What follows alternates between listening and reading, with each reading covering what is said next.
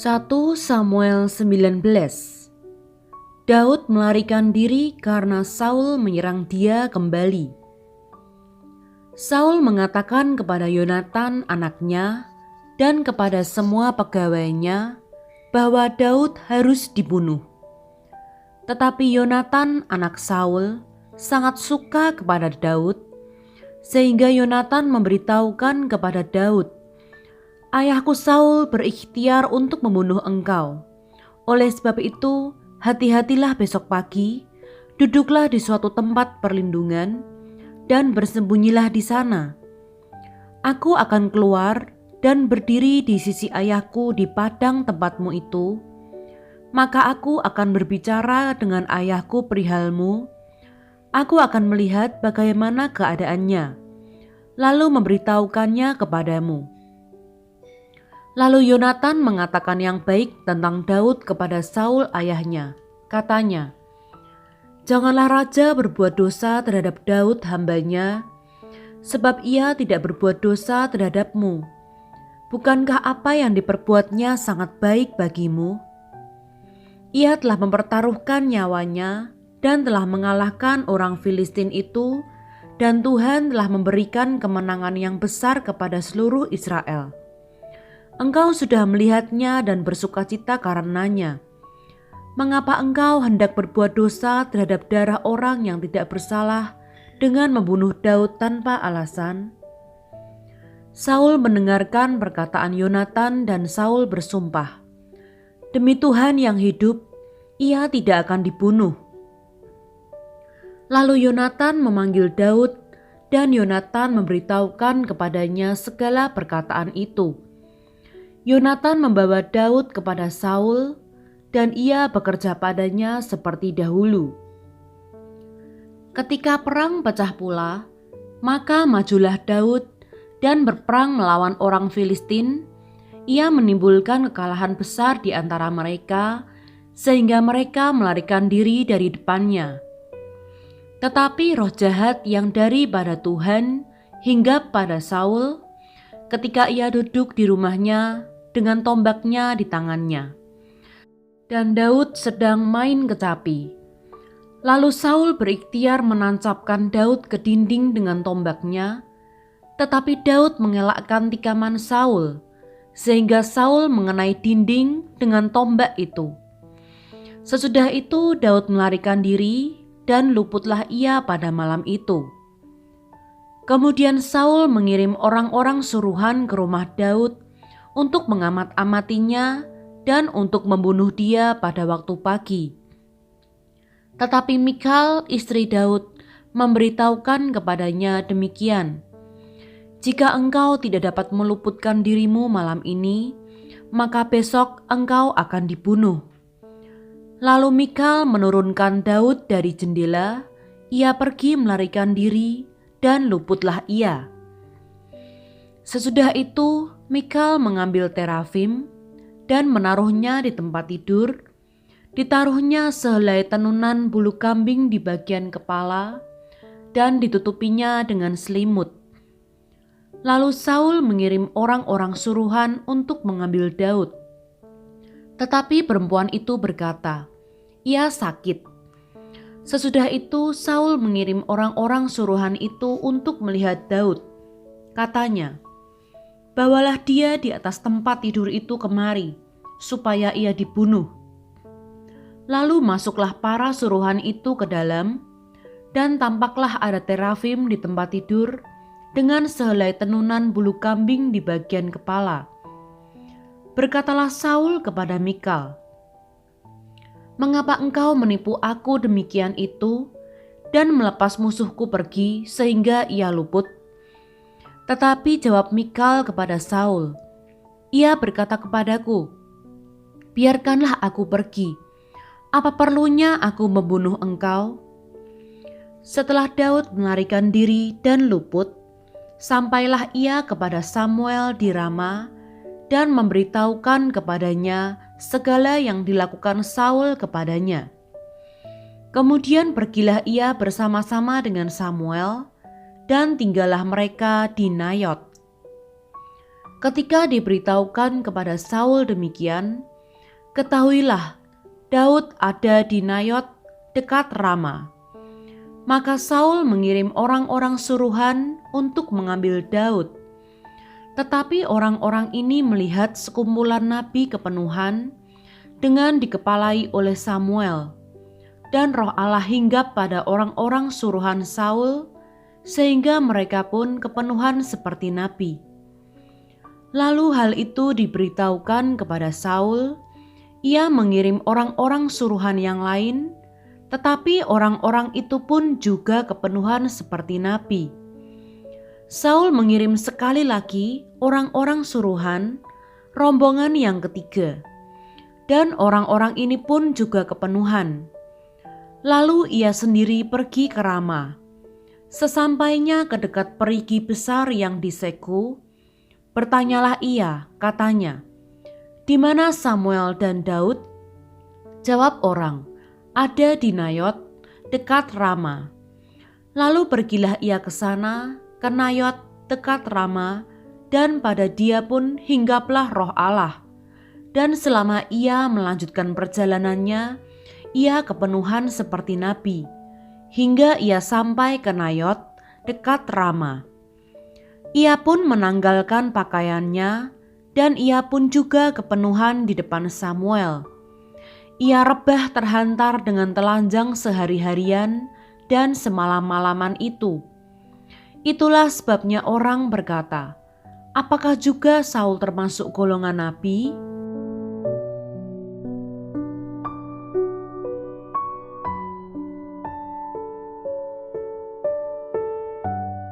Satu Samuel 20. Perjanjian antara Daud dan Yonatan. Maka larilah Daud dari Nayot dekat Rama, sampailah ia kepada Yonatan lalu berkata, "Apakah yang telah kuperbuat? Apakah kesalahanku dan apakah dosaku terhadap ayahmu, sehingga ia ingin mencabut nyawaku?" Tetapi Yonatan berkata kepadanya, "Jauhlah yang demikian itu. Engkau tidak akan mati dibunuh. Ingatlah, ayahku tidak berbuat sesuatu, baik perkara besar maupun perkara kecil, dengan tidak menyatakannya kepadaku. Mengapa ayahku harus menyembunyikan perkara ini kepadaku? Tidak mungkin." Tetapi Daud menjawab, katanya, "Ayahmu tahu benar bahwa engkau suka kepadaku." Sebab itu pikirnya, tidak boleh Yonatan mengetahui hal ini, nanti ia bersusah hati. Namun demi Tuhan yang hidup dan demi hidupmu, hanya satu langkah jaraknya antara aku dan maut. Yonatan berkata kepada Daud, "Apapun kehendak hatimu, aku akan melakukannya bagimu." Lalu kata Daud kepada Yonatan, "Kau tahu, besok bulan baru, maka sebenarnya aku harus duduk makan bersama-sama dengan raja.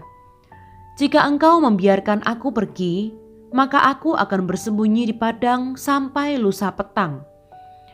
Apabila ayahmu menanyakan aku, haruslah kau katakan, 'Daud telah meminta dengan sangat kepadaku untuk pergi dengan segera ke Betlehem kotanya, karena di sana ada upacara pengorbanan tahunan bagi segenap kaumnya.' Jika begini dikatakannya, baiklah, maka hambamu ini selamat. Tetapi jika amarahnya bangkit dengan segera, ketahuilah bahwa ia telah mengambil keputusan untuk mendatangkan celaka. Jika demikian, tunjukkanlah kesetiaanmu kepada hambamu ini, sebab engkau telah mengikat perjanjian di hadapan Tuhan dengan hambamu ini. Tetapi jika ada kesalahan padaku, engkau sendirilah membunuh aku. Mengapa engkau harus menyerahkan aku kepada ayahmu?" Tetapi jawab Yonatan, "Jauhlah yang demikian itu. Sebab jika ku ketahui dengan pasti bahwa ayahku telah mengambil keputusan untuk mendatangkan celaka kepadamu, masakan aku tidak memberitahukannya kepadamu?" Lalu bertanyalah Daud kepada Yonatan, "Siapakah yang akan memberitahukan kepadaku apabila ayahmu menjawab engkau dengan keras?" Kata Yonatan kepada Daud, "Marilah kita keluar ke padang." Maka keluarlah keduanya ke padang. Lalu berkatalah Yonatan kepada Daud, "Demi Tuhan Allah Israel, besok atau lusa kira-kira waktu ini, aku akan memeriksa perasaan ayahku. Apabila baik keadaannya bagi Daud, masakan aku tidak akan menyuruh orang kepadamu dan memberitahukannya kepadamu? Tetapi apabila ayahku memandang baik untuk mendatangkan celaka kepadamu, beginilah kiranya Tuhan menghukum Yonatan, bahkan lebih lagi daripada itu, sekiranya aku tidak menyatakannya kepadamu dan membiarkan engkau pergi, sehingga engkau dapat berjalan dengan selamat. Tuhan kiranya menyertai engkau seperti Ia menyertai ayahku dahulu. Jika aku masih hidup, bukankah engkau akan menunjukkan kepadaku kasih setia Tuhan? Tetapi jika aku sudah mati, janganlah engkau memutuskan kasih setiamu terhadap keturunanku sampai selamanya. Dan apabila Tuhan melenyapkan setiap orang dari musuh Daud dari muka bumi, janganlah nama Yonatan terhapus dari keturunan Daud, melainkan kiranya Tuhan menuntut balas daripada musuh-musuh Daud." Dan Yonatan menyuruh Daud sekali lagi bersumpah demi kasihnya kepadanya, sebab ia mengasihi Daud seperti dirinya sendiri. Kemudian berkatalah Yonatan kepadanya, "Besok bulan baru, maka engkau nanti akan ditanyakan, sebab tempat dudukmu akan tinggal kosong. Tetapi lusa engkau pasti akan dicari. Engkau harus datang ke tempat engkau bersembunyi pada hari peristiwa itu, dan duduklah dekat bukit batu. Maka aku akan memanahkan 3 anak panah ke samping batu itu, seolah-olah aku membidik suatu sasaran. Dan ketahuilah, aku akan menyuruh bujangku, pergilah mencari anak-anak panah itu. Jika tegas kukatakan kepada bujang itu, lihatlah, anak-anak panah itu lebih kemari, ambillah. Maka datanglah, sebab demi Tuhan yang hidup, engkau selamat dan tidak ada bahaya apa-apa. Tetapi jika begini kukatakan kepada orang muda itu, lihat, anak-anak panah itu lebih ke sana, maka pergilah, sebab Tuhan menyuruh engkau pergi.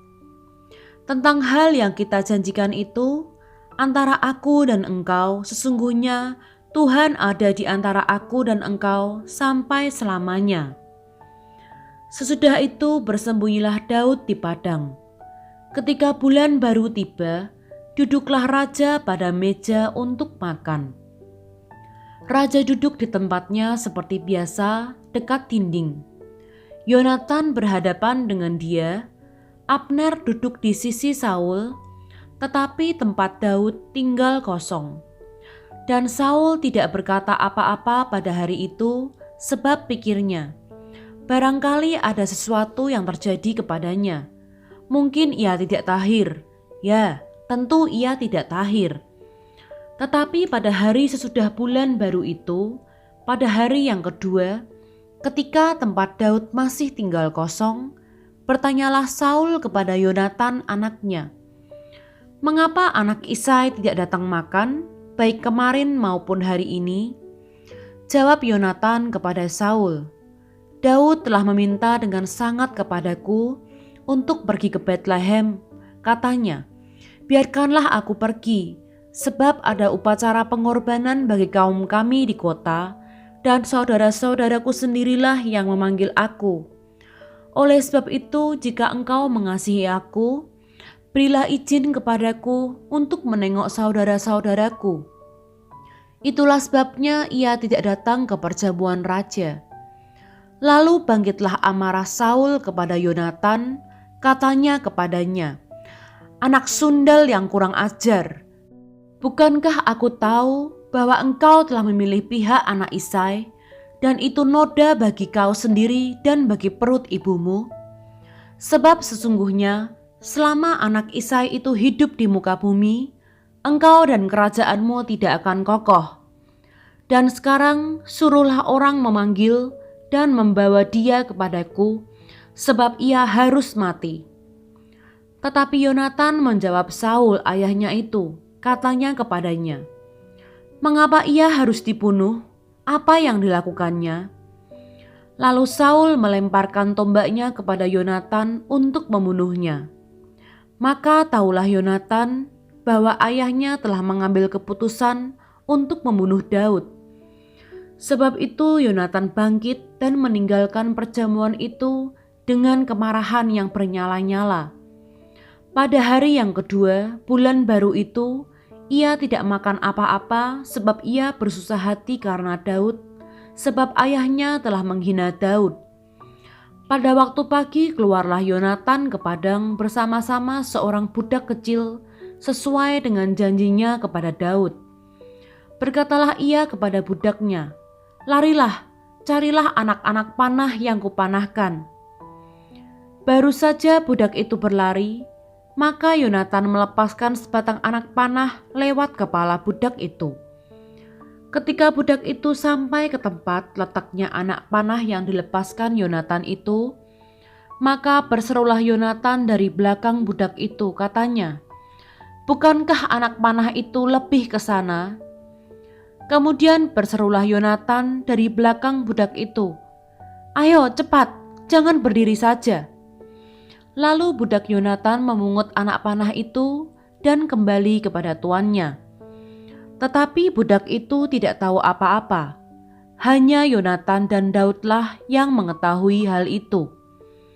Sesudah itu Yonatan memberikan senjatanya kepada budak yang menyertai dia dan berkata kepadanya, "Pergilah, bawalah ke kota." Maka pulanglah budak itu, lalu tampillah Daud dari sebelah bukit batu. Ia sujud dengan mukanya ke tanah dan menyembah 3 kali. Mereka bercium-ciuman dan bertangis-tangisan. Akhirnya Daud dapat menahan diri. Kemudian berkatalah Yonatan kepada Daud, "Pergilah dengan selamat. Bukankah kita berdua telah bersumpah demi nama Tuhan, demikian, Tuhan akan ada di antara aku dan engkau, serta di antara keturunanku dan keturunanmu sampai selamanya." Setelah itu bangunlah Daud dan pergi, dan Yonatan pun pulang ke kota.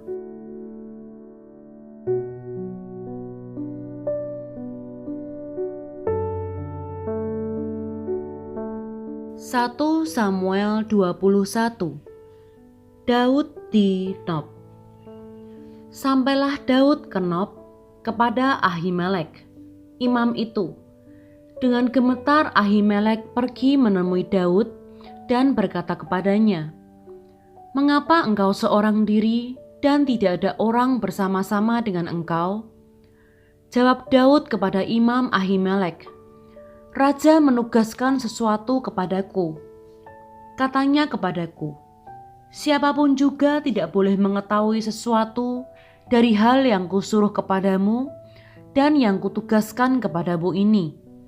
Sebab itu orang-orangku telah kusuruh pergi ke suatu tempat. Maka sekarang apa yang ada padamu? Berikanlah kepadaku 5 roti atau apapun yang ada." Lalu jawab imam itu kepada Daud, "Tidak ada roti biasa padaku, hanya roti kudus yang ada. Asal saja orang-orangmu itu menjaga diri terhadap perempuan." Daud menjawab imam itu, katanya kepadanya, "Memang, kami tidak diperbolehkan bergaul dengan perempuan, seperti sedia kala apabila aku maju berperang. Tubuh orang-orangku itu tahir, sekalipun pada perjalanan biasa, apalagi pada hari ini. Masing-masing mereka tahir tubuhnya." Lalu imam itu memberikan kepadanya roti kudus itu, karena tidak ada roti di sana kecuali roti sajian itu. Roti itu biasa diangkat orang dari hadapan Tuhan, supaya pada hari roti itu diambil, ditaruh lagi roti baru. Maka pada hari itu juga ada di sana salah seorang pegawai Saul yang dikhususkan melayani Tuhan, namanya Doeg, seorang Edom, pengawas atas gembala-gembala Saul. Berkatalah Daud kepada Ahimelek, "Tidak adakah padamu di sini tombak atau pedang? Sebab baik pedangku maupun senjataku tidak dapat kubawa, karena perintah raja itu mendesak." Kemudian berkatalah imam itu, "Pedang Goliat, orang Filistin, yang kau pukul kalah di lembah Tarbantin, itulah yang ada di sini, terbungkus dalam kain di belakang efod itu. Jika engkau hendak mengambilnya, ambillah, yang lain tidak ada, hanya ini." Kata Daud, "Tidak ada yang seperti itu, berikanlah itu kepadaku." Daud di Gad. Kemudian bersiaplah Daud, dan larilah ia pada hari itu juga dari Saul. Sampailah ia kepada Akis, raja kota Gad. Pegawai-pegawai Akis berkata kepada tuannya, "Bukankah ini Daud, raja negeri itu? Bukankah tentang dia orang-orang menyanyi berbalas-balasan sambil menari-nari demikian? Saul mengalahkan beribu-ribu musuh, tetapi Daud berlaksa-laksa." Daud memperhatikan perkataan itu, dan dia menjadi takut sekali kepada Akis, raja kota Gad itu. Sebab itu ia berlaku seperti orang yang sakit ingatan di depan mata mereka dan berbuat pura-pura gila di dekat mereka. Ia menggores-gores pintu gerbang dan membiarkan ludahnya meleleh ke janggutnya. Lalu berkatalah Akis kepada para pegawainya, "Tidakkah kamu lihat bahwa orang itu gila? Mengapa kamu membawa dia kepadaku? Kekurangan orang gilakah aku? Maka kamu bawa orang ini kepadaku, supaya ia menunjukkan gilanya dekat aku. Patutkah orang yang demikian masuk ke rumahku?"